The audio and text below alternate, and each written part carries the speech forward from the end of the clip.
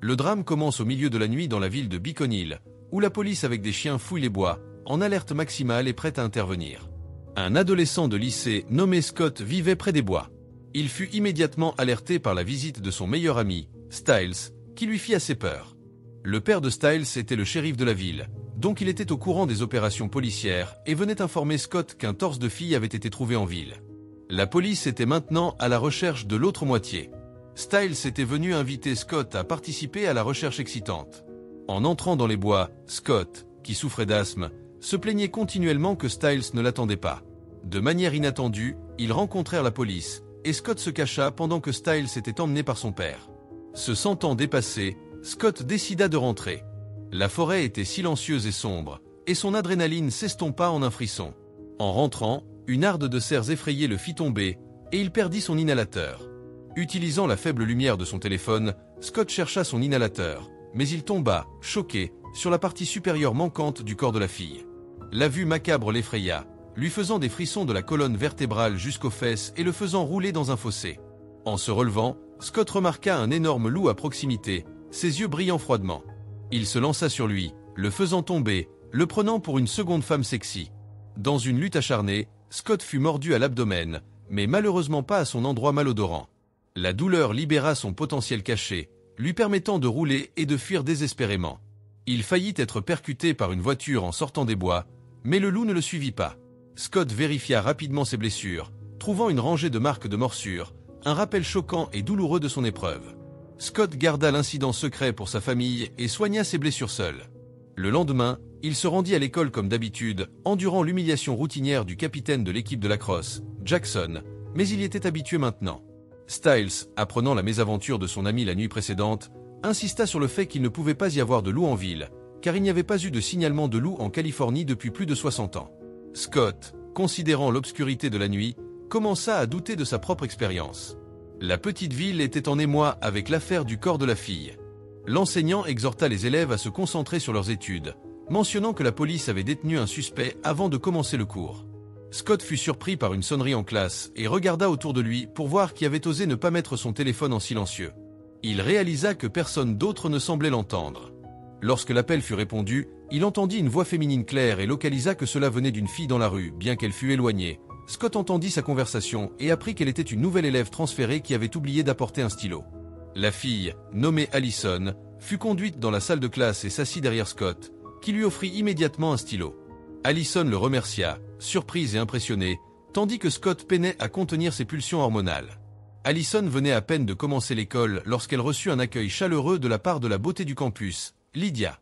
Cela déconcerta une autre camarade de classe, qui ne comprenait pas comment Allison était devenue membre du cercle exclusif de Lydia si rapidement.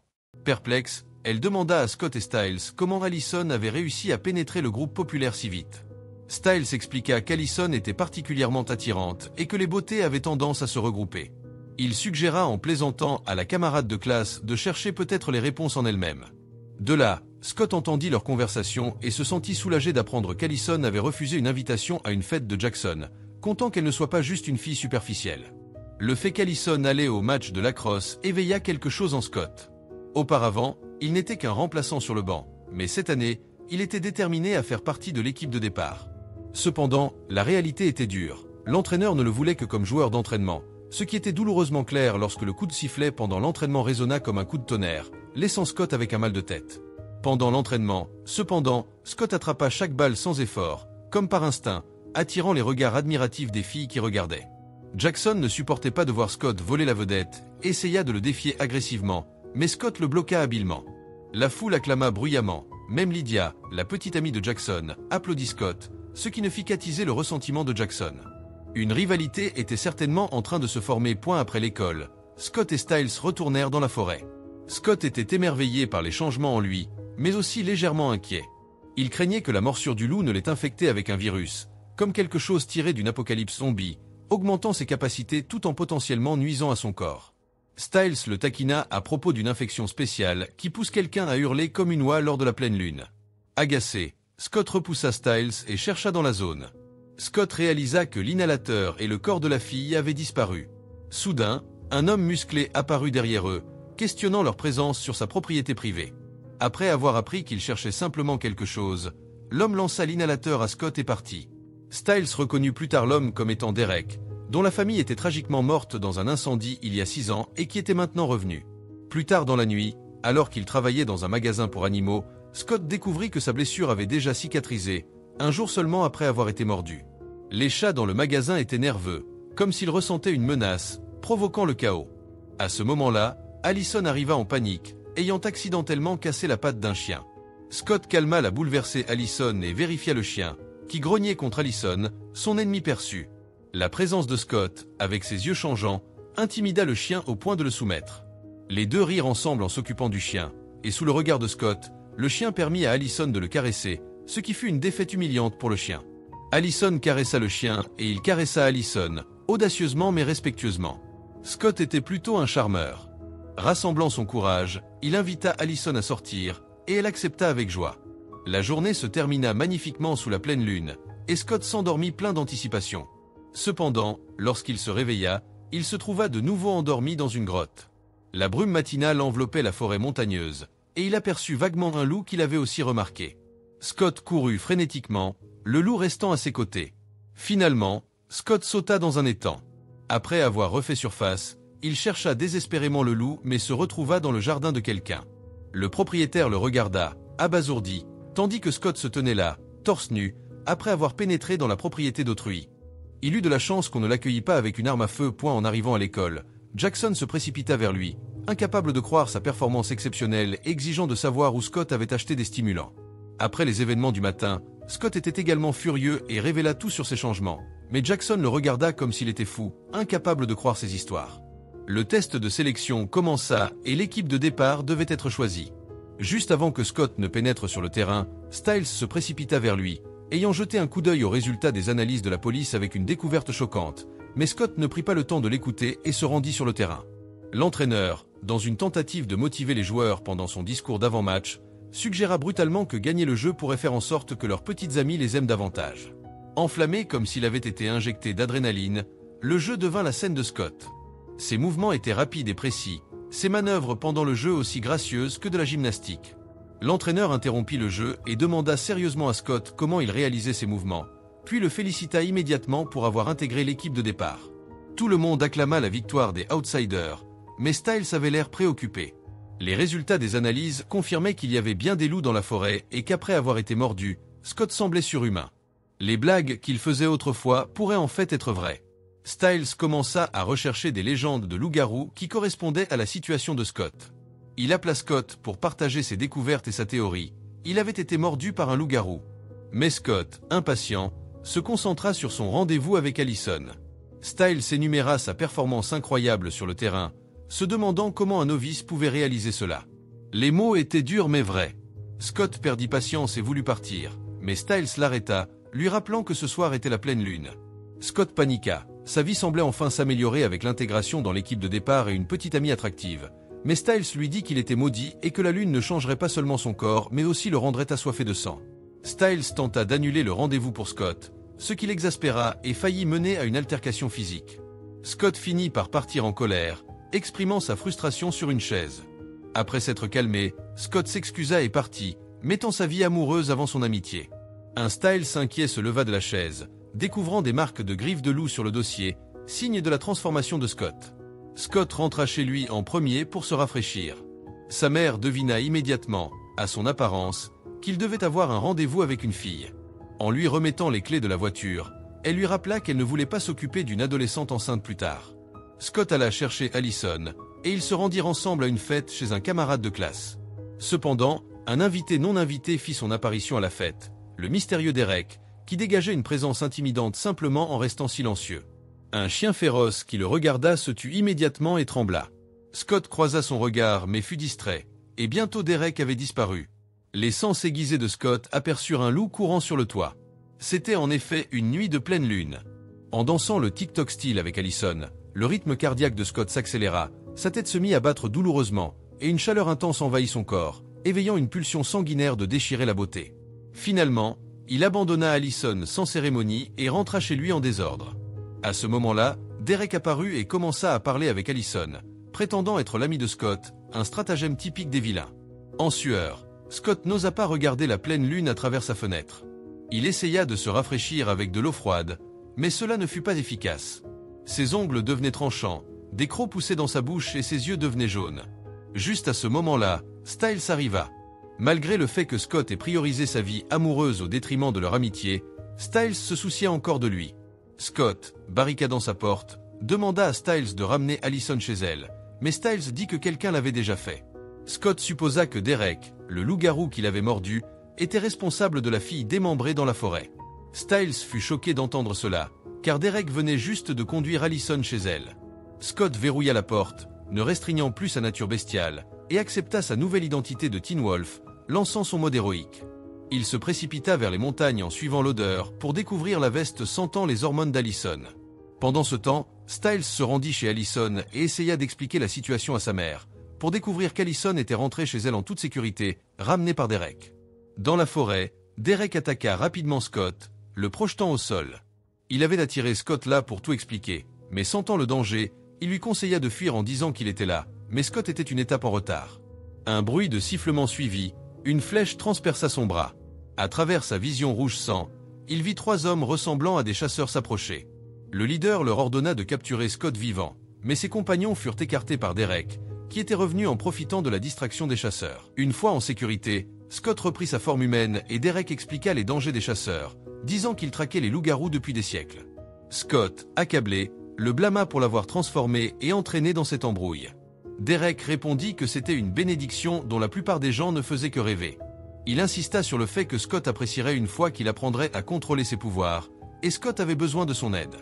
Le lendemain matin, Styles trouva Scott sur l'autoroute, désolé pour son ami qui devait encore manigancer pour son propre bonheur. Scott avait failli en venir aux mains avec lui pour une fille sexy autrefois.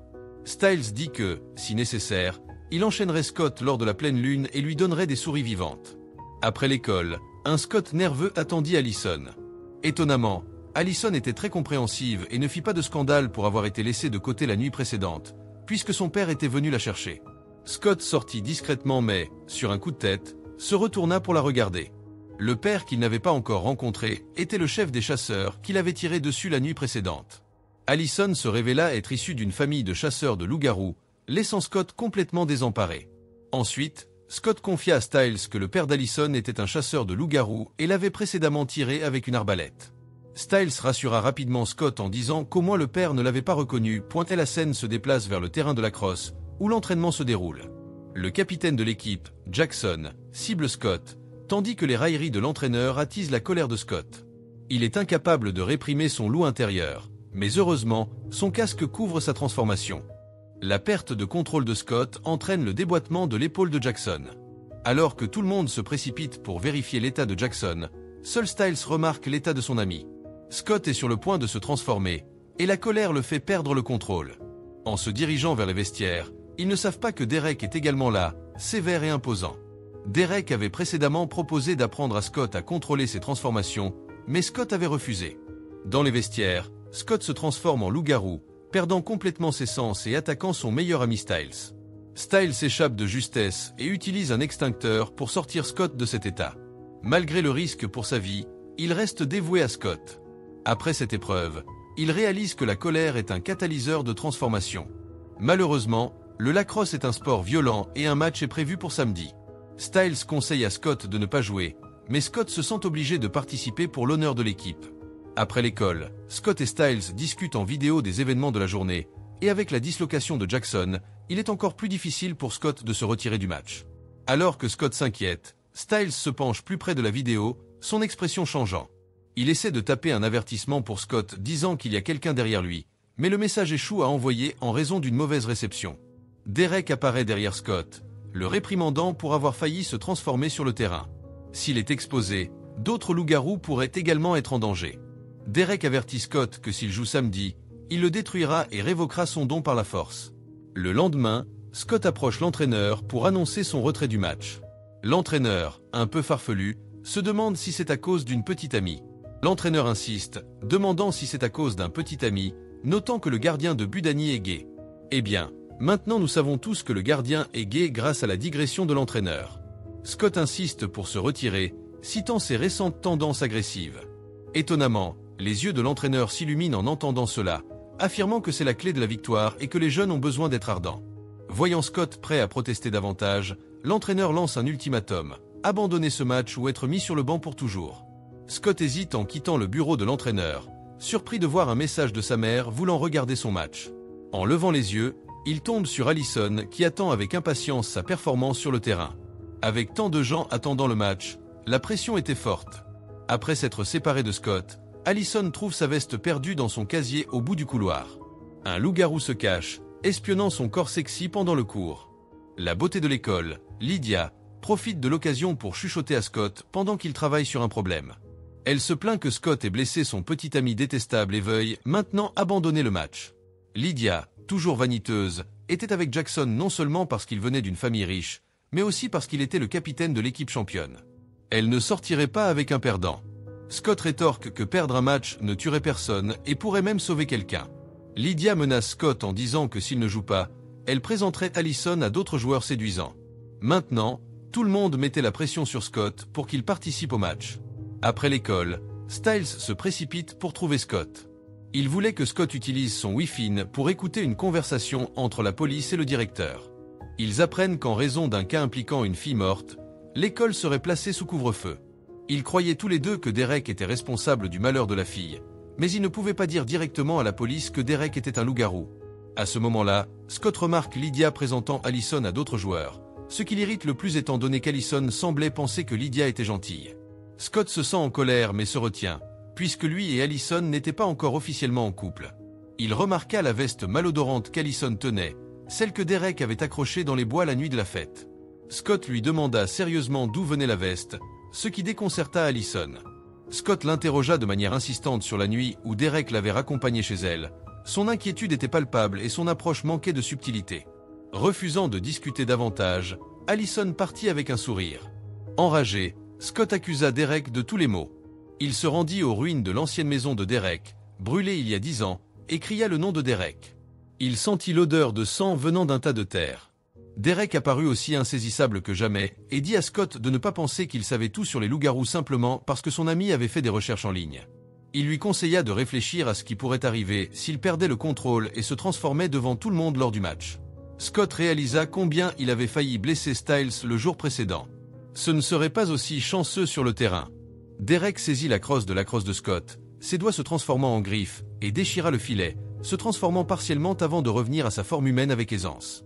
Il montra ainsi la compétence d'un vétéran. Le Teen Wolf avait encore beaucoup à apprendre. En un clin d'œil, Derek avait disparu. Plus tard, pour enquêter sur la source du sang près de la maison de Derek, Scott et Styles se rendirent à l'hôpital de la ville. Scott se faufila dans la morgue pour trouver la partie inférieure du corps découvert, tandis que Styles le couvrait. Inattendu, Lydia était également là, écoutant la chaîne de cinéma Daniel CC et en profitant. Styles, rassemblant son courage, tenta de commencer une conversation, mais cela devint gênant car elle continuait d'écouter sa chaîne préférée dans la morgue. Scott trouva la partie inférieure du cadavre de la fille. L'odeur du sang était exactement la même que celle près de la maison de Derek. Jackson avait fait recoudre son bras et salua Lydia avec sa langue succulente, ce qui encouragea Jackson à prendre des stimulants pour le match. Styles, complètement choqué par cette joute de langue, perdit tout intérêt pour ses études. Tard dans la nuit, après le départ de Derek, les deux amis armés de pelles se dirigèrent vers les ruines à côté de sa maison. En fouillant un tas de terre, ils découvrirent par surprise un cadavre de loup-mi-homme. Les deux étaient étonnés, l'odeur sanguinolente était la même, mais pourquoi venait-elle d'un cadavre mi-loup ? Ils décidèrent de se retirer. En recouvrant le trou, Styles remarqua une plante appelée aconite qui est censée éloigner les loups-garous. En la déterrant, ils découvrirent une corde en chanvre enroulée plusieurs fois autour de la tombe, brisant accidentellement un sort de protection. En regardant de plus près, Scott vit que le cadavre de loup avait repris la forme d'une femme. Un loup-garou capable de se transformer complètement en loup-point le lendemain, la police arrêta Derek. Scott se sentait un peu coupable sous le regard perçant de Derek, toujours incertain d'avoir fait quelque chose de bien. Profitant de la distraction de son père shérif, Styles se faufila dans la voiture de police. Il interrogea Derek sur la raison pour laquelle la fille morte pouvait se transformer en vrai loup alors que Scott ne le pouvait pas. Il soupçonnait que Derek avait tué la fille à cause de rivalités internes entre loups-garous. Derek répondit en lui demandant de veiller sur son ami, en se demandant ce qu'il ferait si Scott se déchaînait pendant le match et s'il continuerait à le soutenir. Derek lui conseilla de stopper Scott pour qu'il ne participe pas au match. Le père de Styles le sortit brusquement, mettant fin à leur conversation. Sur le chemin du retour, Scott sentit ses instincts de loup-garou s'éveiller. Il remarqua alors que Styles avait laissé derrière lui la corde d'aconite, qui l'affectait.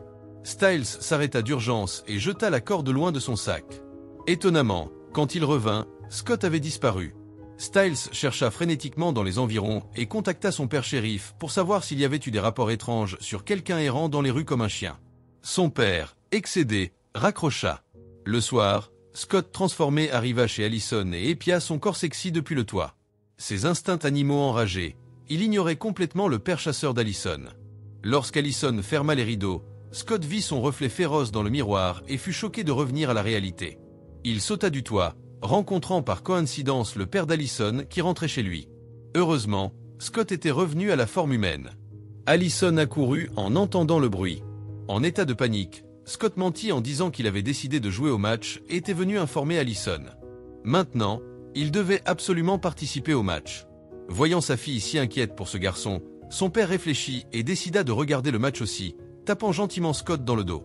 Scott s'était vraiment tiré une balle dans le pied. Avoir un chasseur de loup-garou le surveillant rendrait le match extrêmement difficile. Avant le match, Styles aborda Scott, sachant pertinemment qu'il ne pouvait pas empêcher son ami, mais le rappela doucement de ne pas perdre son calme. Initialement, ses paroles semblaient réconfortantes, mais plus Scott écoutait, plus il se sentait mal. Styles le mit en garde de ne pas penser à Allison, ni au fait que son père ou Derek pourrait vouloir sa mort, ni à la possibilité qu'il pourrait tuer quelqu'un. Plus Scott écoutait, plus il avait l'impression qu'il allait exploser. Au début du match, Styles était en sueur pour son ami, surtout puisque son père shérif était également présent. Pendant ce temps, Scott se retrouvait isolé sur le terrain. Le capitaine de l'équipe, Jackson, le ciblait délibérément, ordonnant aux joueurs de ne pas passer le ballon à Scott. Les buts de Jackson enflammaient la foule, et même Allison encourageait Jackson avec une bannière à son nom. C'était trop pour Scott. Styles sentait le danger grandir mais se sentait impuissant, étant un éternel remplaçant. La colère de Scott montait de plus en plus. Ses respirations devenaient lourdes et des grognements de loup s'échappaient de sa gorge, attirant les regards inquiets de l'arbitre et la peur des joueurs adverses qui se tenaient instinctivement à l'écart. Le père d'Allison demanda quel était le numéro de Scott. Allison répondit que c'était le seul joueur qui n'avait pas touché le ballon ce jour-là, espérant qu'il allait bien. Scott se transforma en loup-garou et marqua un but spectaculaire, suscitant les acclamations de tout le monde. L'entraîneur, toujours aussi excentrique, ordonna à tout le monde de passer le ballon à Scott. Intimidé par la présence de Scott, un joueur adverse lui passa le ballon, et Scott perça la défense avant de marquer puissamment, déchirant même le filet du gardien, égalisant le score à lui tout seul et devenant la star de la soirée. Alors que le match touchait à sa fin, Scott récupéra à nouveau le ballon. Avec tous les joueurs adverses se précipitant sur lui et à seulement 6 secondes de la fin, il utilisa ses sens de loup-garou pour marquer un tir de longue distance, scellant la victoire. La foule devint hystérique. Scott ôta ses gants et vit que ses mains s'étaient transformées en griffes. Il se précipita rapidement vers les vestiaires, laissant tout le monde perplexe. Allison le suivit, tandis que son père loup-garou observait avec attention, pressentant quelque chose. Dans les vestiaires à la lumière tamisée, Allison trouva Scott dans un coin, qui était revenu à sa forme humaine en peu de temps, indiquant qu'il commençait à contrôler ses transformations. Pensant que son comportement étrange était dû à l'excitation, Allison le calma avec tendresse. Styles arriva en retard, blessé par la scène qui se déroulait devant lui, pensant que tout le monde s'inquiétait pour lui alors qu'il était ici en train de flirter.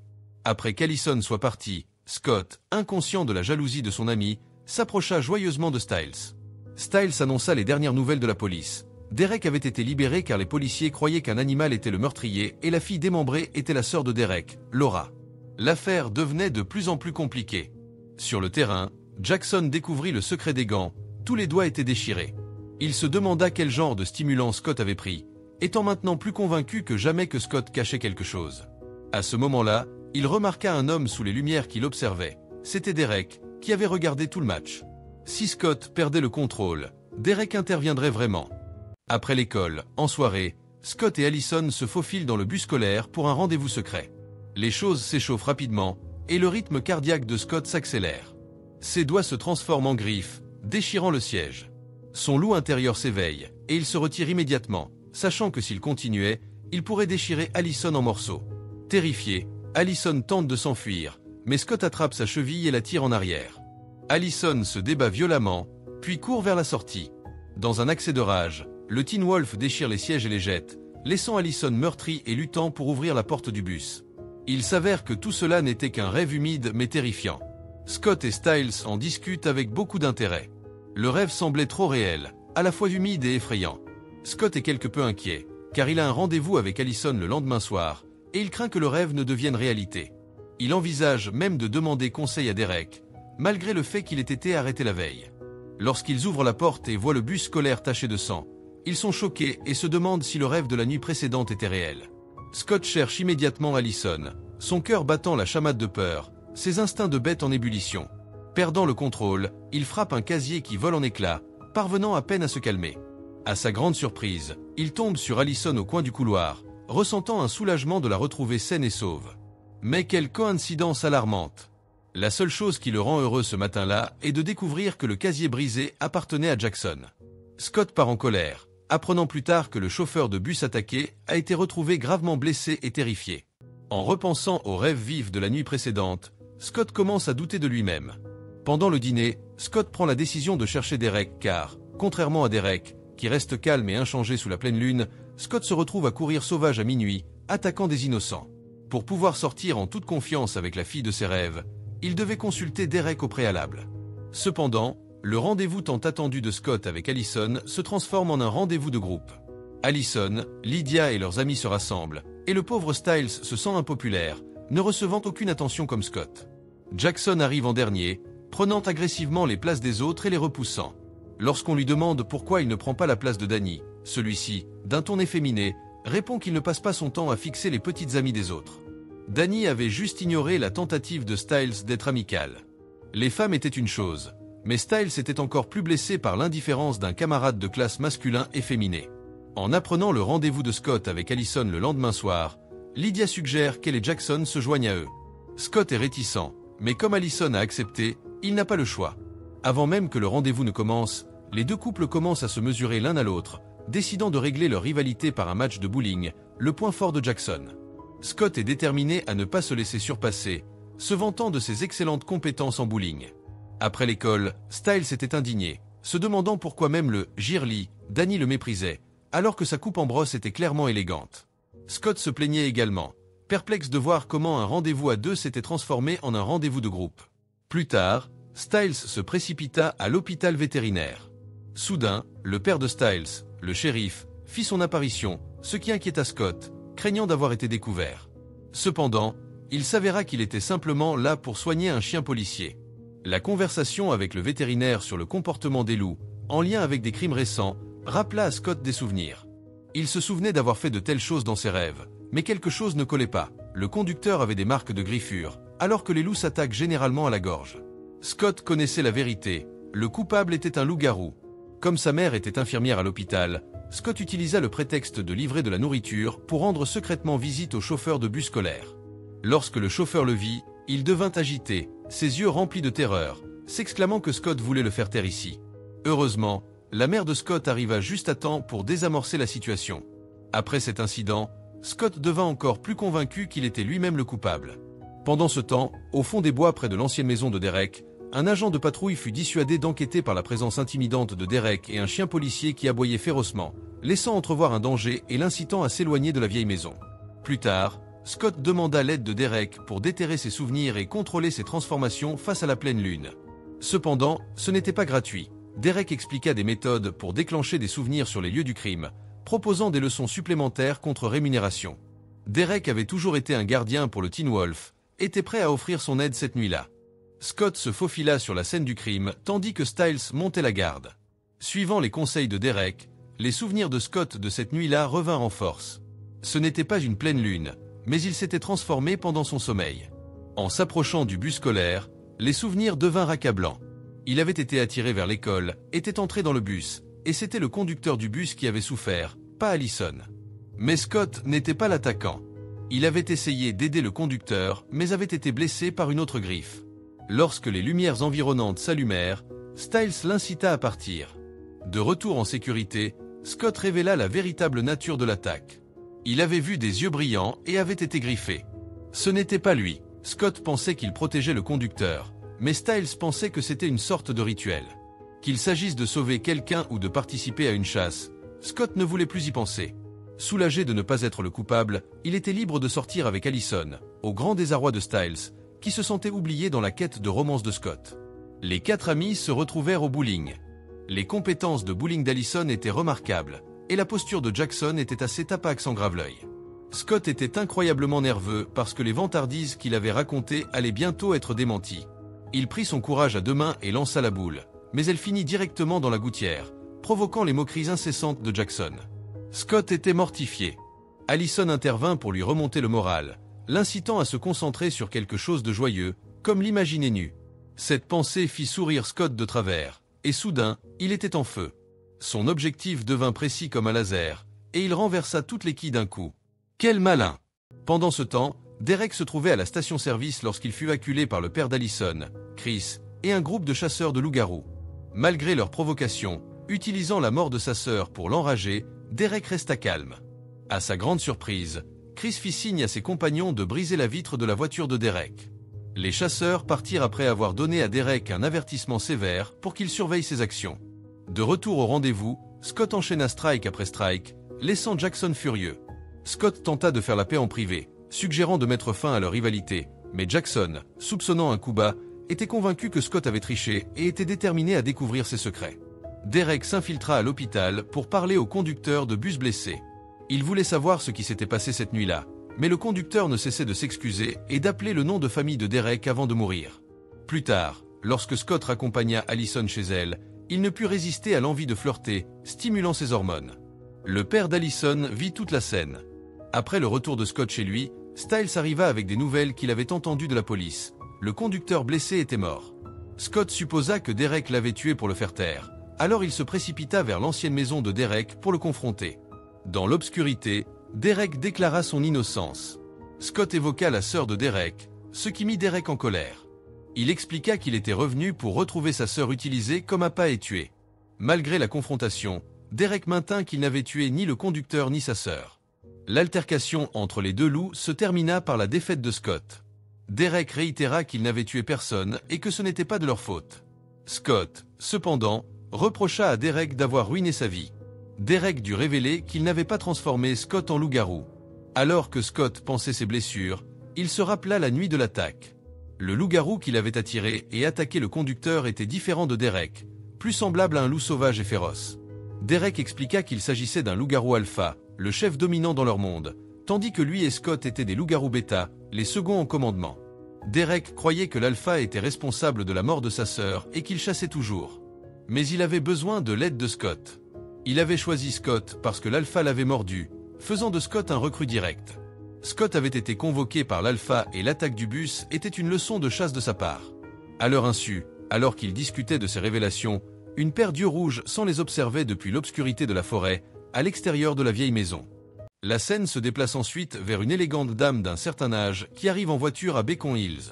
Perdue dans sa chanson, elle ignore qu'un monstre aux yeux rouges la traque. Les femmes ont un 6e sens puissant, et elle sent le danger, manquant de peu un accident en regardant autour d'elle. Elle est tellement secouée qu'elle en est pétrifiée de peur. Mais avant qu'elle ne puisse reprendre son souffle, l'alpha bondit sur le toit de sa voiture pour attaquer. Cependant, il a trouvé à qui parler. La femme tire à travers le toit de la voiture, puis s'en échappe gracieusement d'une acrobatie. Il est clair qu'elle est bien entraînée et que son coffre est rempli d'armes et de munitions. L'alpha est gravement blessé. Son hurlement réveille Scott en plein sommeil et attire également Derek. Ailleurs, le chasseur Chris reçoit une notification indiquant que sa sœur Kate est revenue en ville pour soutenir son frère. Derek finit par retrouver l'alpha, mais pendant la poursuite, il est accidentellement touché par un tir de Kate. Lorsque Chris arrive, il demande d'abord à sa sœur de se contenir, connaissant bien la façon dont Kate gère les choses. Scott, caché, entend leur conversation et apprend que la balle dans Derek n'est pas ordinaire. Elle est recouverte d'aconite, une substance mortelle pour les loups-garous. Sans traitement, la mort est certaine en 48 heures. Derek, voyant que sa blessure ne guérit pas, prend conscience de la gravité de la situation et, chose rare chez lui, son visage montre de la panique. L'arrivée de Kate ravit surtout Allison, les deux femmes étant comme des sœurs qui partagent tout. Cependant, tante Kate est particulièrement protectrice de son paquet, interdisant strictement à Allison d'y toucher. Désespéré, Derek se rend à l'école pour demander l'aide de Scott afin de trouver un antidote. En demandant des directions à Jackson, celui-ci essaie de marchander, pensant à tort que le timide Scott est devenu courageux en achetant des stimulants ou des stéroïdes de Derek. Perdant patience, Derek veut demander de l'aide à quelqu'un d'autre, mais Jackson lui barre le chemin. Blessé, Derek ne peut pas contrôler sa transformation, égratigne accidentellement Jackson à l'arrière du cou avec ses griffes. Plus tard, utilisant son Wii développé, Derek localise Scott en écoutant une conversation entre Allison et Lydia, apprenant que Scott doit étudier chez Allison ce soir. Lydia demande sans détour si cela est vraiment pour les études, leur rappelant de prendre de la protection après l'école. Un Derek affaibli s'effondre dans le parking et est découvert par Scott et son ami. Réalisant que Derek ne peut pas guérir de la balle, Scott se remémore la conversation qu'il a entendue la nuit précédente. En pleine vue de tout le monde, ils emmènent Derek avec eux. Derek donne à Scott l'instruction de voler une balle de la maison d'Allison, où l'antidote est caché. Après avoir confié Derek à Style, Scott se rend chez Allison, où Allison est encore plus enthousiaste que Scott. Alors qu'ils deviennent intimes, Scott perd presque le contrôle et cache rapidement ses griffes sous la couverture. À ce moment-là, Style envoie un message urgent lui demandant de trouver la balle rapidement, ne souhaitant clairement pas rester seul avec Derek et avoir du sang dans sa voiture. Face au bavardage incessant de Style, Derek menace de lui trancher la gorge s'il ne ferme pas sa bouche malodorante. D'autre part, Scott feint l'ignorance tout en extorquant des informations sur sa tante à Allison. Il s'est avéré que Kate avait également vécu près de la ville auparavant, ce qui expliquait pourquoi Scott la trouvait si familière. Allison lui a montré de nombreux loisirs, mais son véritable talent résidait dans le tir à l'arc. Même sans flèche, la vue de l'arc pointé sur lui a donné un coup de fouet à Scott. L'ombre psychologique de la flèche tirée par son père persistait encore. Soudain, Scott a remarqué que le garage était rempli d'armes à feu. Allison a expliqué en hâte que son père vendait des armes aux forces de l'ordre et n'était pas un passionné d'armes. Pendant que Scott cherchait la balle, il a tenté de savoir si elle envisageait de reprendre l'entreprise de son père. Elle n'avait pas encore décidé, plaisantant sur le fait que si elle avait l'air plus cool avec une arme. Les deux ont trouvé un autre endroit pour se câliner, mais ont été surpris par Chris dans un moment plutôt gênant. Chris a demandé à Scott de l'aider à déplacer certains objets, essayant clairement de le faire sortir de la maison. Juste à ce moment-là, Scott a reçu un message. Style, pris dans ses sentiments, avait négligé sa tâche réelle. Alors Scott demanda malicieusement à Allison s'il pouvait étudier un peu plus. Son père était sans voix, lui conseillant de monter sur sa bicyclette et de rentrer chez lui, et demandant à Allison de venir à l'intérieur avec lui. Juste à ce moment-là, Kate intervint pour détendre l'atmosphère, plaisantant sur le fait que les deux ne faisaient que des bêtises dans le garage et que rien de plus chaud n'était arrivé. Inattendu, Kate proposa à Scott de rester pour le dîner sous le regard peu amical du père d'Allison. Dîner avec la famille d'Allison était comme être sur des charbons ardents. Sa mère était une femme redoutable, et Chris et Kate l'interrogeaient comme un criminel. Heureusement, Allison servit de médiatrice. Style envoya un autre message urgent, et Scott utilisa l'excuse d'avoir besoin des toilettes pour les appeler et leur demander d'attendre à l'hôpital vétérinaire. Il avait besoin de plus de temps. Après tout, la maison d'Allison ressemblait à un supermarché d'armurerie. Qui savait quelle balle était la bonne? Juste au moment où Scott commença sa recherche, il fut surpris par Kate. Il mentit en disant qu'il ne trouvait pas les toilettes, et elle flirta un peu avec lui avant de le diriger vers la chambre d'amis. Scott avait peu d'espoir, mais découvrit ensuite un rayon de lumière. C'était la chambre d'amis de Kate. Le paquet mystérieux était caché sous le lit. Il l'ouvrit rapidement et triant parmi de nombreuses balles, il trouva une boîte en bois. Une balle manquait, c'était probablement celle qui avait blessé Derek. Scott prit une balle et remarqua l'étiquette en français sur la boîte. Il envoya immédiatement un message à Style. Derek expliqua faiblement qu'il s'agissait d'une plante rare utilisée contre les loups-garous et que cette balle était l'antidote. Ayant sécurisé la balle, Scott suggéra de partir, mais Kate le ramena sur le sujet en mentionnant 2 attaques récentes de bêtes. Scott feignit la confusion, suggérant peut-être qu'un lion de montagne était responsable. Chris raconta alors sa propre histoire. Il avait eu plusieurs chiens, mais leur nature douce avait complètement changé après une morsure, les transformant en véritables tueurs. Il semblait qu'il comparait les loups-garous aux chiens enragés dans son histoire. Scott était le chien enragé dont il parlait. Pendant ce temps, Style avait emmené Derek à l'hôpital vétérinaire. Les 3 tatouages en forme de branche sur son dos étaient probablement un symbole du Wolfpack. Le venin de sa blessure se répandait dans son cœur, et Derek se préparait au pire en amputant tout son bras. Il en parla si nonchalamment que cela envoya des frissons dans le dos de Style. Le dîner gênant se termina enfin alors qu'Allison disait adieu à Scott. Elle l'embrassa audacieusement devant son père sévère, le laissant furieux. Alors que Scott était sur le point de partir, Kate l'arrêta. Elle ferma la porte et demanda s'il avait pris quelque chose dans son sac. Ces mots étaient un signe clair pour Scott qu'il avait été découvert. Scott sentit un frisson dans son cœur, peut-être à cause de la rudesse de Kate. Allison, embarrassée, ne pouvait plus supporter cela. Chris s'approcha également. Ayant appris de Kate que son sac avait été fouillé, Allison tenta de défendre son petit ami pour mettre fin à la confrontation gênante, mais sa tante insistait pour vérifier les poches de Scott. Chris, avec un regard perçant, acquiesça silencieusement. En panique, Scott réalisa que la balle était encore dans sa poche. Il aurait dû la cacher ailleurs, même dans ses chaussures ou dans ses sous-vêtements sales. Soudainement, Allison se mit à dire la vérité, affirmant que Scott avait été accusé à tort, qu'il n'avait rien pris. Elle sortit alors un énorme préservatif en disant que c'était elle qui avait volé le préservatif de sa tante, surprenant tout le monde. Kate ne nia pas, confirmant qu'il y avait effectivement des préservatifs dans son sac. Son père, désormais perturbé, pensa que sa fille ne devrait pas être aussi flirtante. De retour à l'hôpital vétérinaire, Derek demanda à Style d'amputer son bras.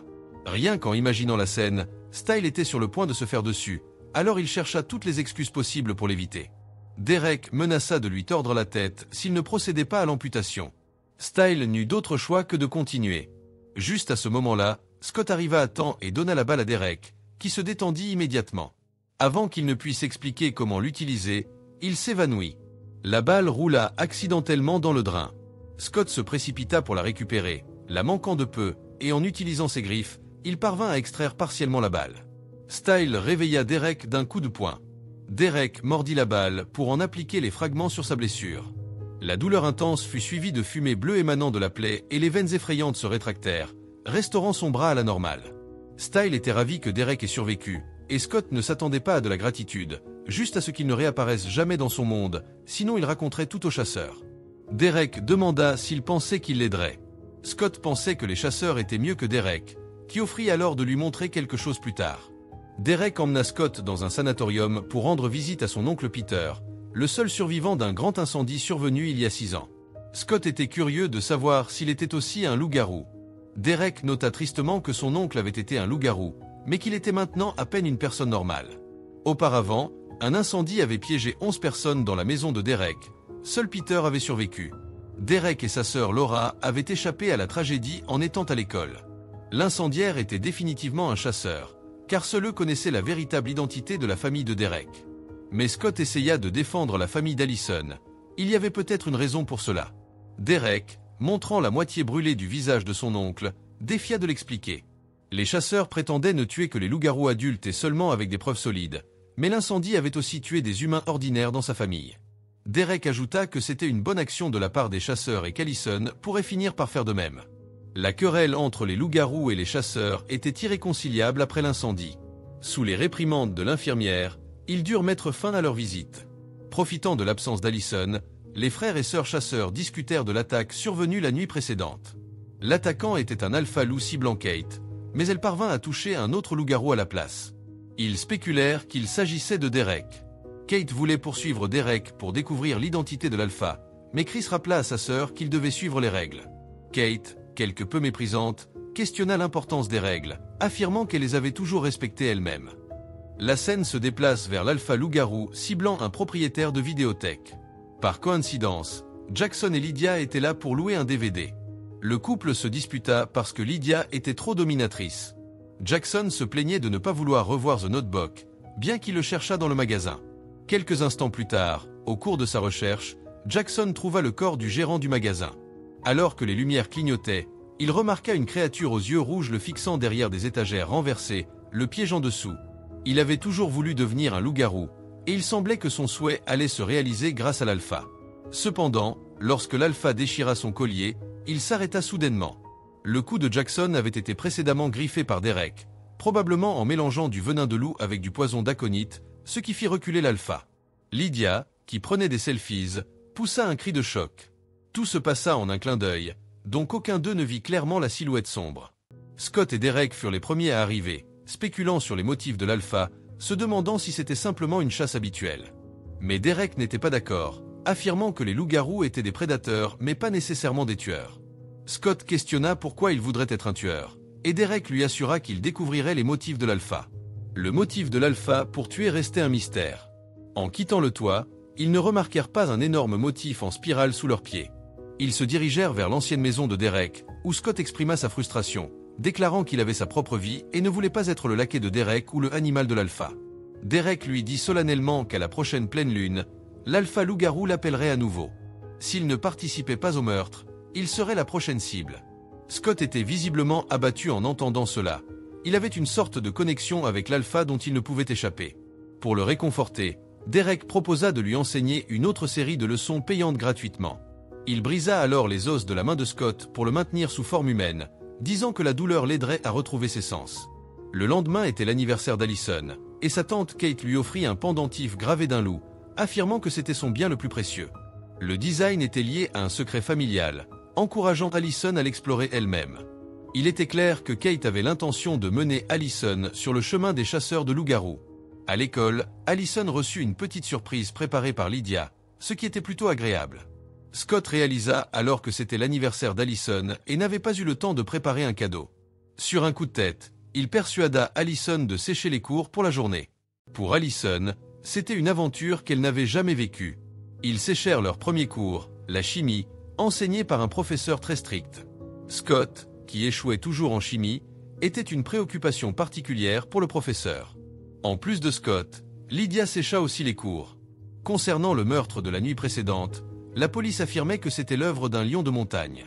Style essaya de recueillir des informations auprès de Shirley Danny, mais il ignorait que Style avait aussi demandé à Shirley Danny s'il pensait qu'il était lui-même charmant comme une fille, laissant Danny perplexe.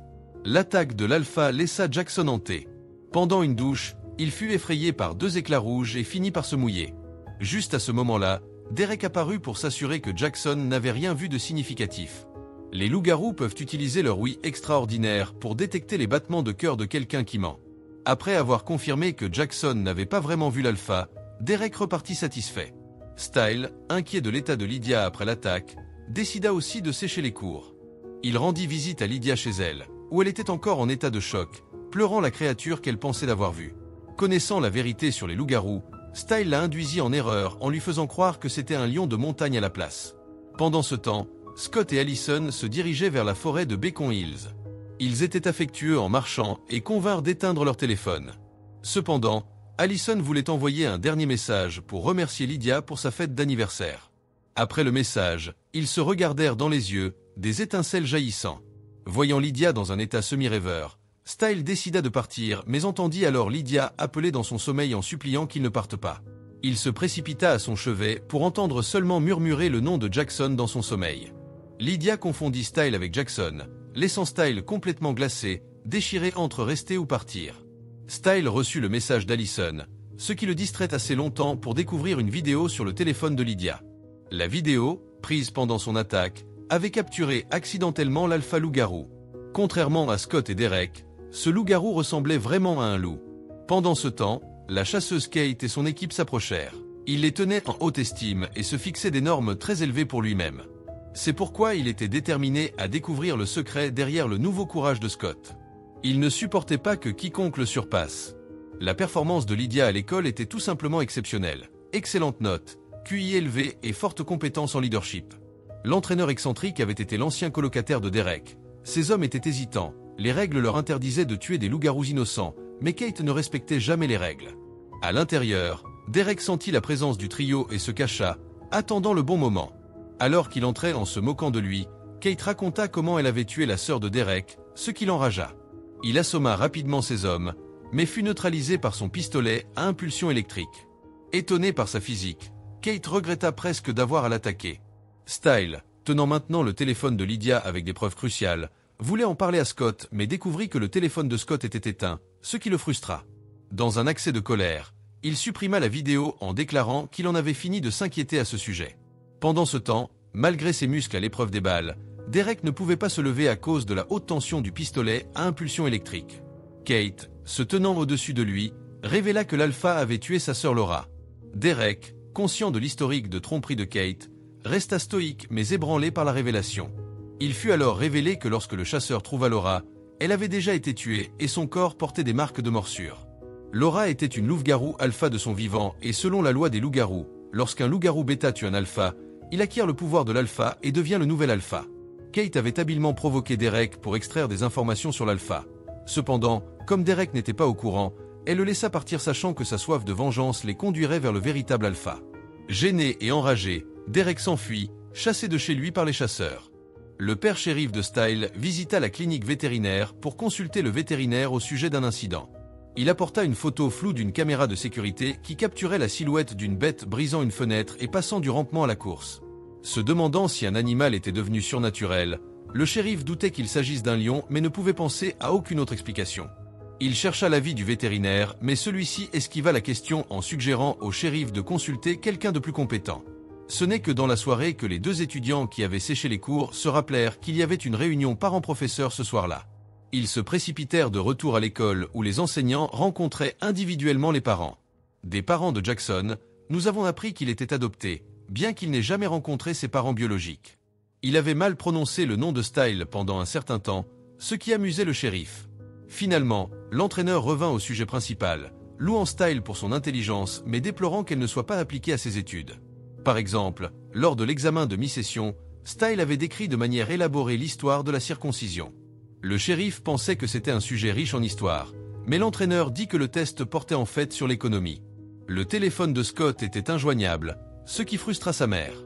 Pendant l'appel des noms, le professeur de chimie exprima son inquiétude quant au fait que Scott manquait d'affection paternelle. Chris et sa femme apprirent d'un enseignant que leur fille Allison avait séché l'école toute la journée. Ils savaient qu'elle devait d'avoir été égarée par ce garçon. Après la conférence, Scott et Allison arrivèrent juste à temps à l'école avant que les parents ne puissent les confronter. Des cris de poulet éclatèrent dans le parking, provoquant la fuite en panique des étudiants et des parents. Grâce à ses sens infrarouges, Scott détecta une bête fugace. La commotion fut rapidement apaisée par 2 coups de feu. À un moment critique, ce sont toujours les chasseurs qui interviennent, menés par Chris. Les gens se rassemblèrent pour voir que la cause de la perturbation si c'était vraiment un lion, affaire classée pour les habitants ordinaires de la ville. Les récents cas de démembrement macabre, l'incident du bus scolaire et maintenant le cas du vidéoclub semblaient être l'œuvre de cet animal dangereux. Cependant, ceux qui étaient au courant comprenaient que ce n'était qu'un écran de fumée, un bouc émissaire pour les loups-garous. C'était une façon de calmer le public et d'obscurcir la vérité. Scott, craignant de perdre le contrôle lors de la prochaine pleine lune, accepte de suivre un entraînement spécial avec Derek. La scène se déplace ensuite vers Scott, attaqué dans le parking, terrifié par le célèbre alpha. Il n'avait pas le courage de l'affronter et ne voulait que fuir. Pour masquer le bruit de son cœur battant, il déclenche les alarmes de voiture en passant, mais sa position fut trahie par un appel d'Allison. Il ignorait que cela faisait partie de l'entraînement spécial de Derek. Derek, déçu par Scott, déplora que, malgré la menace imminente de l'alpha, Scott soit encore distrait par ses intérêts romantiques. Derek déclare que les loups-garous n'avaient pas besoin de femmes, puis écrasa le téléphone de Scott. Ce dernier fut bouleversé, réalisant que les femmes le distraient effectivement. Ils passèrent un accord. Si Derek l'entraînait correctement, Scott s'éloignait des femmes. À peine avait-il accepté qu'ils se remirent à leur entraînement, leur intimité interrompue par l'arrivée de Kate. Scott se cache rapidement dans une armoire pour dissimuler l'odeur de ses hormones. Kate avait toujours voulu guider Allison sur le chemin d'une chasseuse. Elle a aidé Allison à explorer les légendes des monstres, espérant qu'Allison prendrait elle-même l'initiative de l'enquête. Pendant ce temps, Scott a discrètement grimpé par-dessus le mur, ses sens aiguisés détectant un faible grognement de loup. Pensant qu'il s'agissait de Derek utilisant les mêmes vieux tours, un Scott coupable a commencé à s'expliquer dans l'obscurité. Mais cette fois, c'était réel, le loup-garou alpha. Effrayé, son premier instinct a été de fuir, sans même envisager de se transformer pour riposter. De retour chez lui, Derek attendait déjà dans sa chambre. Scott a raconté sa rencontre, sentant la rage de l'alpha. L'expression de Derek a légèrement changé en entendant parler du motif en tourbillon dessiné sur la vitre de la voiture, suggérant des indices qu'il n'était pas prêt à révéler. Sous la direction de Kate, Allison a découvert l'histoire secrète d'une bête monstrueuse au XVIIIe siècle en France, qui aurait tué plus de 100 personnes jusqu'à ce que le roi Louis XV dépêche son meilleur chasseur pour la tuer. Lydia, peu impressionnée, a commenté que ce n'était pas un grand exploit, même si son ancêtre avait tué un loup géant. Allison a révélé qu'il y avait plus d'un loup dans les photos du livre, suscitant la peur chez Lydia qui a obstinément fait remarquer que cela ressemblait juste à un loup légèrement plus gros. Scott et Styles étaient également dans le restaurant, mais Scott évitait délibérément Allison. Styles se sentait lésé, se plaignant que son ami était devenu trop proche de Derek et disant qu'il était bien meilleur que lui. Pendant la pause déjeuner, Scott et Styles se sont rendus sur le terrain de basket pour s'entraîner. Styles avait compris que contrôler sa transformation dépendait de la gestion de son rythme cardiaque. Que Scott soit en colère ou trop détendu, une augmentation de son rythme cardiaque pouvait déclencher ses instincts de loup-garou. Ainsi, Styles a attaché les mains et les pieds de Scott et a commencé à lui lancer des ballons pour provoquer sa colère tout en surveillant son rythme cardiaque avec un téléphone. Scott n'avait d'autre choix que d'encaisser les coups et de garder son calme. Jackson passait par là et ne pouvait s'empêcher de rire de leur folie tout en murmurant pour ne pas se mettre en colère. Le rythme cardiaque de Scott montait en flèche. Lorsqu'il dépassa 160 battements par minute, il luttait pour réprimer sa bête intérieure. L'expression de Jackson est devenue sérieuse, soupçonnant qu'il y avait plus dans ce spectacle qu'il n'y paraissait. Il attendait tendu la transformation de Scott, inconscient des symptômes troublants qui le rongeaient. Son teint était devenu maladif et ses yeux étaient cernés. Scott tenait bon, parvenant à ne pas se transformer. Cette épreuve lui a permis d'acquérir une nouvelle compréhension. C'était une émotion plus complexe que la colère. En maîtrisant cet état, il pouvait contrôler ses transformations à volonté. Scott a eu une épiphanie. Pas étonnant que Derek soit un célibataire endurci. Peut-être que les loups-garous n'avaient pas besoin de femmes qui ne faisaient que les ralentir. Scott a réalisé qu'il devait rester éloigné d'Allison, car son corps séduisant le rendait plus faible. Jackson a suivi le duo jusqu'au vestiaire, écoutant leur conversation. Il a appris que Scott devait s'éloigner d'Allison pour une raison qu'il voyait comme une occasion de comprendre ce qui rendait Scott si courageux. Après avoir discuté de sujets sérieux, Scott s'est plaint de l'odeur nauséabonde du vestiaire. Styles était perplexe, il ne sentait rien d'anormal. Il s'est avéré que Scott percevait la décomposition et la mort émanant de Jackson, ce que les gens ordinaires ne pouvaient pas détecter. Jackson se sentait incroyablement chaud et la griffure sur son cou commençait à suinter du pu, comme si quelque chose essayait de sortir. Soudain, une griffe de loup est apparue de sa bouche, comme s'il était enceinte d'un bébé loup. En réalité, Jackson subissait une transformation ratée après son infection, empruntant un chemin d'évolution grotesque. Profitant de la situation, Jackson s'est approché d'Allison, s'excusant sincèrement pour son arrogance et son intimidation passée. Il flirtait subtilement avec Allison, évaluant soigneusement ses réactions. Jackson a exprimé son affection tant pour Allison que pour Scott, espérant qu'il l'apprécierait aussi. En classe, l'entraîneur s'est moqué de Scott, piétinant son estime de soi. Styles surveillait le rythme cardiaque de Scott et remarqua qu'il approchait de la zone dangereuse. Soudain, le rythme cardiaque a chuté. Styles leva les yeux avec surprise en voyant Allison tenant secrètement la main de Scott, apaisant sa colère. Scott réalisa alors qu'Allison ne le rendrait pas plus faible, mais pourrait en fait lui donner de la force. Pour tester cette théorie, Styles a élaboré un autre plan espiègle.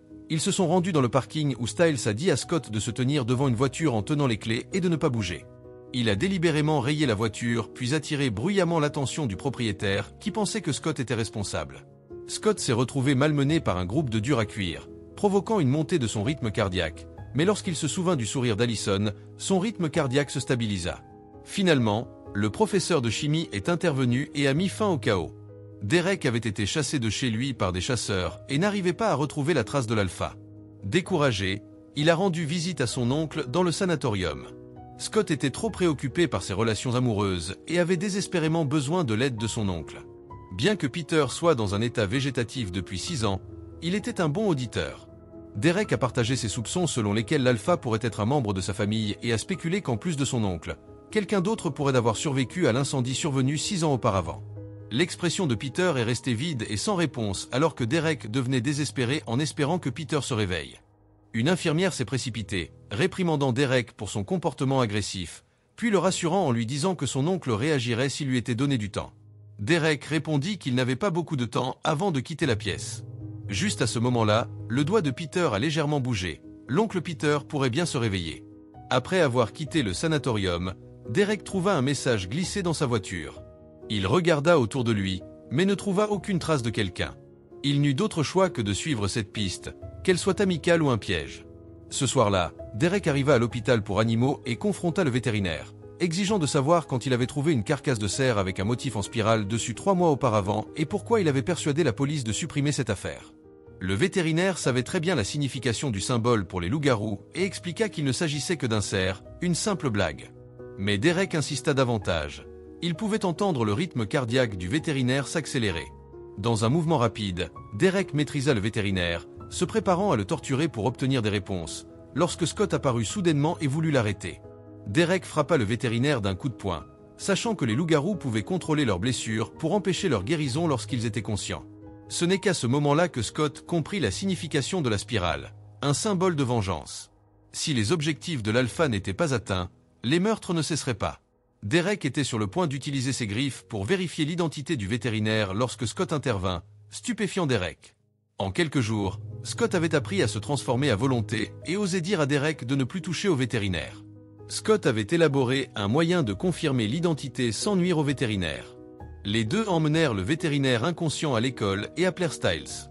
Comme mentionné auparavant, il y avait un lien entre Scott et l'alpha. Le plan de Scott était d'utiliser le système PA de l'école pour hurler. Si le vétérinaire était l'alpha, il se transformerait en public. Si c'était quelqu'un d'autre, il serait convoqué. Scott se racla la gorge et hurla. Ce n'était pas tant un hurlement de loup qu'un cri mélancolique d'un husky. Derek resta sans voix et Styles se gratta la tête au Quardly, encourageant son ami à se montrer courageux et à être un vrai loup-garou, pas un bébé loup. Scott hurla à nouveau, cette fois avec un hurlement profond et rugueux qui fit trembler l'école. L'expression de Derek changea soudainement. Il s'inquiétait que le hurlement puisse non seulement attirer l'alpha, mais aussi alerter des chasseurs de loups-garous. Ce n'est qu'à ce moment-là que les trois réalisèrent que le vétérinaire étroitement ligoté avait disparu. Alors qu'il réfléchissait, l'alpha attaqua, infligeant un coup fatal à Derek. Sa force était comparable à celle d'un chimpanzé, envoyant Derek vers sa fin. Effrayés, les deux se précipitèrent dans l'école. Ils avaient éveillé plus d'ennuis qu'ils ne pouvaient en gérer. Il est facile d'invoquer, mais difficile d'écarter. Scott et Styles prirent rapidement refuge à l'intérieur, tandis que l'alpha rôdait dehors. Dans une tentative désespérée de sécuriser les portes de l'école, Styles sortit pour chercher des pinces. Ironiquement, Scott se cachait simplement derrière la porte, apparemment sans honte. Les barricades se révélèrent inutiles contre le loup-garou. Styles soupçonnait que le vétérinaire était l'alpha profondément caché parmi eux, tandis que Scott croyait fermement le contraire. Les deux planifièrent une évasion audacieuse en voiture lorsque soudain, une batterie de jeeps fut lancée, indiquant que l'alpha connaissait non seulement leur emplacement mais avait également coupé leur route d'évasion. Ils évitèrent de rester près des fenêtres et se cachèrent dans le vestiaire. Sans signe des pas à l'extérieur, ils se glissèrent dans une armoire, regardant à travers la fente vers la porte. La poignée de la porte tourna, révélant le garde de sécurité attiré par le hurlement diffusé. Avant qu'il ne puisse expliquer, l'alpha attaqua et envoya le garde vers l'au-delà. Pendant ce temps, Jackson, Lydia et Allison reçurent un texto de Scott les pressant de venir à l'école tard dans la nuit, sans savoir ses véritables intentions. À leur arrivée, le duo à l'intérieur était engagé dans une bataille tactique avec l'alpha, que Styles réussit à piéger dans une salle de stockage, le narguant derrière une grille en fer. Ils furent choqués lorsque l'alpha s'échappa par le toit. Alors qu'Allison et les autres cherchaient le duo, Jackson aperçut une silhouette au bout du couloir qui s'éclipsa soudainement. Scott détecta le groupe d'Allison et les contacta en utilisant le téléphone de Styles, finissant par se rassembler à la piscine. Scott était frustré et se demanda pourquoi ils étaient venus à une heure si tardive, compliquant potentiellement la situation. Confuse, Allison demanda si ce n'était pas Scott qui les avait appelés là-bas. Scott réalisa alors que quelqu'un orchestrait ces événements. Soudain, des pas sur le toit signalèrent l'approche de l'alpha, forçant Allison et ses amis à fuir. Ils réussirent à échapper à la bête et se cachèrent dans la cafétéria alors que l'école retombait dans le silence. Allison exigea des explications de Scott sur qui les poursuivait. Reluctant à révéler le secret des loups-garous, Scott accusa impulsivement Derek. Allison rappela les soi-disant meurtres de Lyon, mais Scott soutint que c'était l'œuvre de Derek et insista sur le fait qu'il devait fuir ou risquer un sort similaire. Le pauvre Derek, bien qu'il soit mort, était blâmé pour les meurtres récents et devenait le bouc émissaire des crimes non résolus de la ville. Malgré les supplications des hommes, le trio insista pour appeler la police, seulement pour voir leur appel être brusquement interrompu lorsqu'ils mentionnèrent l'emplacement de l'école. Il s'avéra que la police avait reçu de nombreux appels farces concernant l'alpha au lycée ce jour-là. Scott se souvint de l'avertissement de Derek selon lequel l'alpha cherchait vengeance, ciblant potentiellement Allison en tant que descendante des chasseurs. Reluctant, Styles tenta d'appeler son père shérif, mais sans succès alors que l'alpha commençait à frapper la porte en fer. Le groupe s'enfuit vers le laboratoire de chimie, rappelant un scénario d'évasion. Le laboratoire avait une porte arrière menant à une sortie de sécurité, mais la clé était avec le garde de sécurité tué. Scott décida d'aller récupérer la clé seul, mais Lydia, faisant preuve de son intelligence académique, guida le groupe pour fabriquer des dispositifs incendiaires. Cependant, pendant le processus, Jackson échangea malicieusement un ingrédient critique, mettant en danger Scott. Allison supplia Scott de ne pas y aller, l'accusant d'avoir menti tout au long de la nuit malgré ses protestations. Scott est parti déterminé à sauver tout le monde, armé d'une arme de fortune. Il suivit une traînée de sang jusqu'au terrain de basket, où il trouva le corps du garde, réalisant qu'il s'agissait d'un piège tendu par l'alpha. Le groupe était manipulé, et alors que Scott risquait sa vie pour la clé, Jackson profita de l'occasion pour se montrer inquiet pour Allison devant sa petite amie.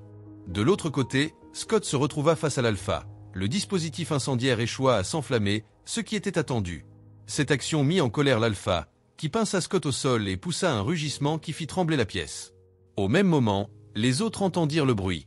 La blessure de Jackson à l'arrière du cou commença à brûler, et Scott ne pouvait réprimer ses instincts de loup.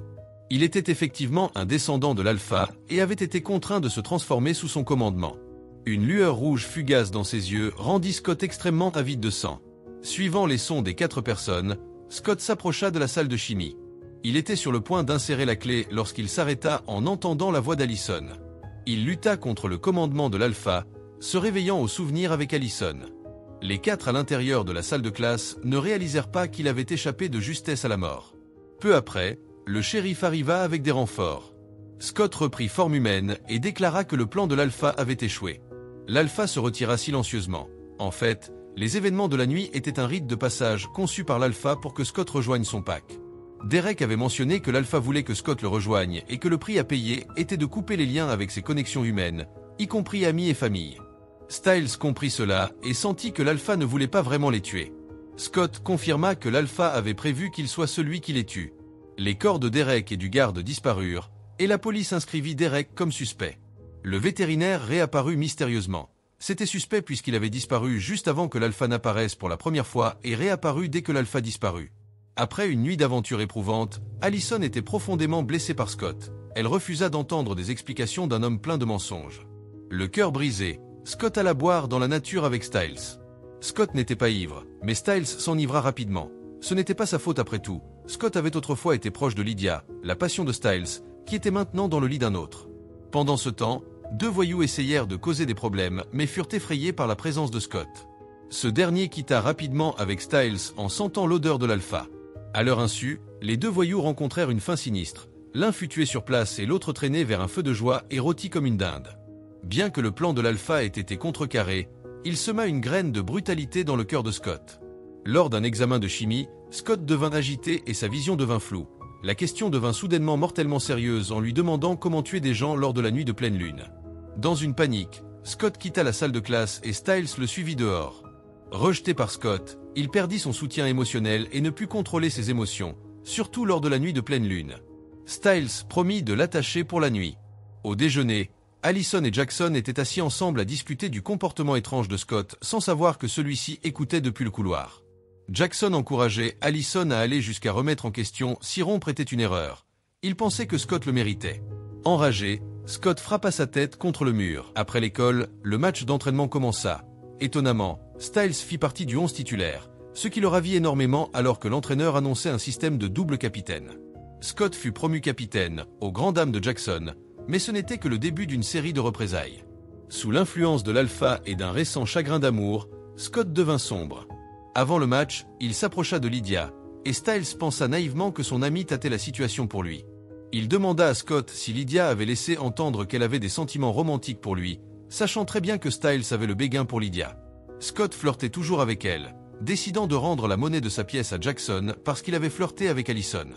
Lydia, cherchant également à se venger de Jackson, répondit volontiers aux avances de Scott.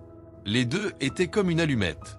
Sur le terrain, Scott était agressif et conflictuel, renversant les amis de Jackson. Styles remarqua le rouge à lèvres taché de Lydia. Le seul qu'elle avait vu avant le match était Scott. Styles fut abasourdi par leur baiser sournois. Son monde s'effondra. N'importe qui pouvait flirter avec Lydia, mais pas sa meilleure amie. Pendant ce temps, Kate entraînait secrètement Allison, lui apprenant que les femmes doivent être fortes et que les hommes ne sont pas fiables dans les situations dangereuses. Allison se souvint du comportement de Scott cette nuit-là, prouvant le point de vue de sa tante. En conséquence, Kate apprit que Scott et Styles avaient été en contact avec Derek. Son expression devint grave, et elle pressa Allison de lui donner tout ce qu'elle savait sur Derek. Le soir, la visite de Styles surprit la mère de Scott, d'autant plus qu'il avait sa propre clé de leur maison. Une fois sa mère partie, Styles jeta un lourd cadeau devant Scott, qui insista sur le fait qu'il allait bien et qu'il n'avait pas besoin de s'inquiéter. Styles essayait juste de trouver une issue, espérant que c'était la pleine lune qui avait provoqué le regard meurtrier de Scott. Scott lui dit avec dédain de partir. Scott était quelqu'un d'autre, même en reniant son meilleur ami. Styles espérait montrer quelque chose de bien à Scott avant de partir. Scott sortit une chaîne de son sac et demanda avec mépris si Styles pensait vraiment qu'il avait besoin d'être enchaîné comme un chien. Au moment où Scott baissait sa garde, Styles le menotta au radiateur. Attaché au radiateur, Scott regarda Styles avec haine. Styles dit qu'il le protégeait et se vengeait de lui, sachant pour son moment intime avec Lydia. Même l'angélique Styles avait ses limites. Les deux meilleurs amis se faisaient du mal. Styles utilisa une gamelle pour chien pour humilier Scott, qui à son tour détailla son baiser passionné avec Lydia, déterminé à briser le cœur de Styles. Incapable de le supporter, Styles sortit de la pièce. Pendant ce temps, Allison et Jackson se rencontrèrent au supermarché et s'entendirent bien. Allison monta dans sa voiture pour partager ses problèmes. Quelque chose clochait. Allison croyait que le voyou de cette nuit-là n'était pas Derek, et sa vie était remplie de mensonges, pas seulement de la part de Scott, mais aussi de son père. De l'autre côté, les poignets de Scott étaient ensanglantés dans ses efforts pour forcer Styles à déverrouiller les menottes. Il essaya tout, de blâmer la pleine lune à invoquer leur rupture, pour susciter la sympathie de Styles, agissant comme une vraie star de cinéma. Styles souffrait également, écoutant les cris et les supplications de son ami. Puis, soudain, tout était calme dans la chambre. Scott avait brisé les menottes et s'était échappé. Sur le parking du supermarché, Jackson s'est également confié sur ses expériences. À l'insu du duo qui parlait, un Scott furieux et transformé était prêt à attaquer, poussé par leur apparente intimité. Mais alors qu'il était sur le point de sauter sur le toit de la voiture, une silhouette intervint et l'emporta. C'était Derek, prouvant qu'il n'était pas encore hors jeu. Derek réussit à sortir Scott de sa frénésie. En cherchant Scott, Styles tomba sur une scène de crime policière, ce qui le fit paniquer alors qu'il cherchait frénétiquement son père shérif. Les gens ordinaires ne sont pas conscients des dangers d'une nuit de pleine lune. Non loin de là, les frères et sœurs chasseurs arrivèrent, et d'après leur conversation, il était clair que Chris ignorait toujours l'identité de Scott, bien qu'il soit certain que Scott était un lycéen. Pendant ce temps, Derek avait ramené Scott chez lui. Marre de tout ce qui concernait les loups-garous, Scott écouta Derek raconter une légende. Tuer le loup-garou alpha guérirait ceux qui l'avaient mordu. Sailor intrigue Scott. Au même moment, l'alpha grimpa au sommet de Beacon Hills, surplombant la ville brillamment éclairée. Après une fausse alerte, Jackson découvrit une marque de griffes incrustée dans une portière de voiture, ce qui le fit réfléchir. Il se dépêcha de rentrer chez lui, récupéra les gants de Scott pour comparer et découvrit que les trous correspondaient aux marques de griffes. Il se rapprochait de la vérité. Le soir, alors que le professeur de chimie s'apprêtait à quitter le travail, il découvrit sur son bureau une liste de personnes assassinées, dont les noms marqués d'une croix rouge étaient tous inscrits sur la dernière ligne. Pris de panique, il fourra la liste dans sa poche, mais un grognement menaçant résonna derrière lui. L'alpha parla enfin, demandant s'il savait qui avait écrit cette liste. Le professeur demanda d'abord grâce avant de révéler le nom, Laura, la sœur de Derek et l'ancien loup-garou alpha. Enragé, l'alpha lui ordonna de se retourner et de voir ce qu'il avait fait. Terrifié, le professeur ne put se résoudre à se retourner, continuant seulement à plaider alors que l'alpha s'approchait. Derek fit irruption et sauva le professeur de chimie, tandis que l'alpha s'enfuyait avant que Derek ne puisse le poursuivre. En raison des mensonges de Scott, la police arriva et Derek finit par prendre la responsabilité de l'alpha, devant désormais éviter à la fois la police et les chasseurs. Derek se cacha dans une aciérie, mais lorsque la police libéra leur chien,